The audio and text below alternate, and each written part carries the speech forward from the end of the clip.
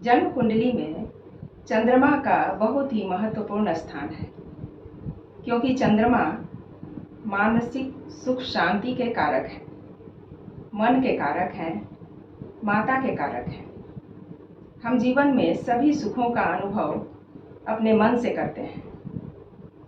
इसलिए यदि चंद्रमा कुंडली में मजबूत है तो व्यक्ति मानसिक रूप से अपने जीवन से संतुष्ट रहता है, और यदि चंद्रमा कमज़ोर हो जाते हैं तो व्यक्ति सब कुछ रहते हुए भी दुखी अनुभव करता है। तो आज हम जानेंगे कि जन्म कुंडली के दूसरे भाव में यदि चंद्रमा बैठ जाए तो किस तरह का फल व्यक्ति को मिलता है। जन्म कुंडली का जो दूसरा भाव है वहाँ काल पुरुष की कुंडली में वृष राशि आती है। वृष राशि शुक्र की राशि है, और चंद्रमा यदि वृष राशि में जन्म कुंडली के दूसरे भाव में बैठते हैं तो बहुत अच्छा फल देते हैं। व्यक्ति मानसिक रूप से तो संतुष्ट रहता ही है, खुश रहता है, और उसे भौतिक सुख के भी सभी साधन मिल जाते हैं, क्योंकि वृष राशि शुक्र की राशि है। और जब चंद्रमा उच्च के होते हैं तो व्यक्ति अपने जीवन से पूर्णतः संतुष्ट रहता है। चंद्रमा की राशि है कर्क राशि।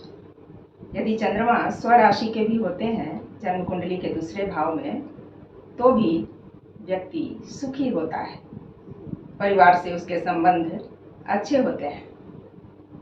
चंद्रमा जन्म कुंडली के दूसरे भाव में बैठते हैं तो व्यक्ति की वाणी मीठी होती है, वह सरल स्वभाव का होता है, क्योंकि चंद्रमा को एक सौम्य ग्रह माना गया है। पक्ष बल से बली चंद्रमा को सबसे बलवान माना जाता है। शुक्ल पक्ष के चंद्रमा को, विशेषकर पूर्णिमा के नज़दीक वाले चंद्रमा को सबसे अधिक बलवान माना गया है।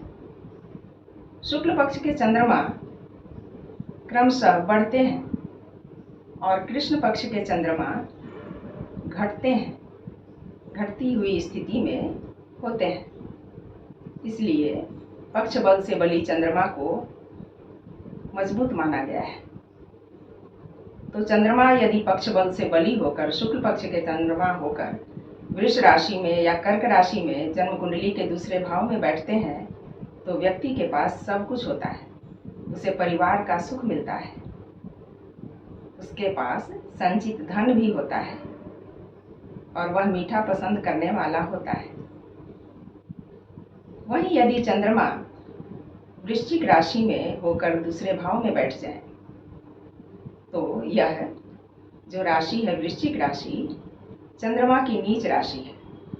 वृश्चिक राशि में ही चंद्रमा नीच के होते हैं। तो यदि जन्म कुंडली में 8 नंबर लिखा है दूसरे भाव में तो समझिए कि आपके चंद्रमा नीच के हैं। ऐसी स्थिति में व्यक्ति के पास सभी सुख साधन होते भी हैं तो भी व्यक्ति मानसिक रूप से असंतुष्ट रहता है। वह धन संचित नहीं कर पाता है। परिवार के लोगों के साथ उसके संबंध अच्छे नहीं होते हैं। परिवार के लोगों के कारण ही उसे मानसिक तनाव होता है। तो इस तरह से चंद्रमा की स्थिति को हम देखते हैं। शुक्र और शनि की राशियों में और बुध की राशि में भी चंद्रमा कमजोर हो जाते हैं, क्योंकि बुध शुक्र शनि चंद्रमा से शत्रुता रखते हैं। चंद्रमा का कोई शत्रु नहीं है, कोई भी ग्रह चंद्रमा का शत्रु नहीं है, लेकिन बुध शुक्र शनि चंद्रमा को अपना शत्रु मानते हैं। तो यदि बुध शुक्र और शनि की राशियों में चंद्रमा जन्म कुंडली के दूसरे भाव में होते हैं तो कमजोर हो जाते हैं। चंद्रमा के साथ कोई ग्रह नहीं हो और चंद्रमा के अगल बगल भी कोई ग्रह नहीं हो, इसमें राहु केतु और सूर्य को नहीं गिना जाता है। चंद्रमा के साथ कोई ग्रह नहीं हो और चंद्रमा के अगल बगल पहले और तीसरे भाव में कोई ग्रह नहीं बैठा हो, चंद्रमा पर किसी शुभ ग्रह की दृष्टि नहीं हो तो एक दुर्योग बन जाता है, जिसे केमद्रुम योग कहते हैं। ऐसा योग होने पर ज्योतिष शास्त्र के ग्रंथों में कहा गया है कि व्यक्ति राजा के घर में जन्म लेने पर भी दरिद्र हो जाता है। इसे बहुत ही खराब योग माना गया है। चंद्रमा से केंद्र में भी कोई ग्रह नहीं होना चाहिए, तभी केमद्रुम योग होता है।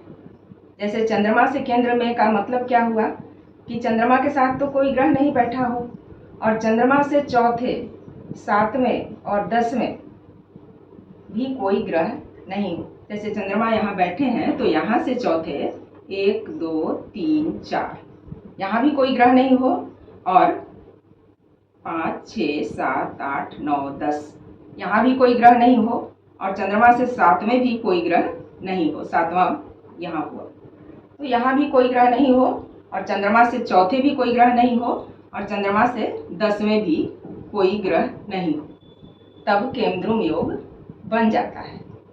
ऐसी स्थिति में यह एक बहुत बड़ा दुर्योग माना जाता है, और तब चंद्रमा शुभ फल नहीं देते हैं। तो यदि जन्म कुंडली में चंद्रमा स्वराशि में हो या अपनी उच्च राशि में हो तो बहुत ही शुभ फल देते हैं, और शत्रु राशियों में कुछ कमज़ोर हो जाते हैं। आशा है यह जानकारी आपको अच्छी लगी होगी, और जानकारी अच्छी लगी हो तो चैनल को सब्सक्राइब अवश्य करें। वीडियो पसंद आए तो लाइक और शेयर करें।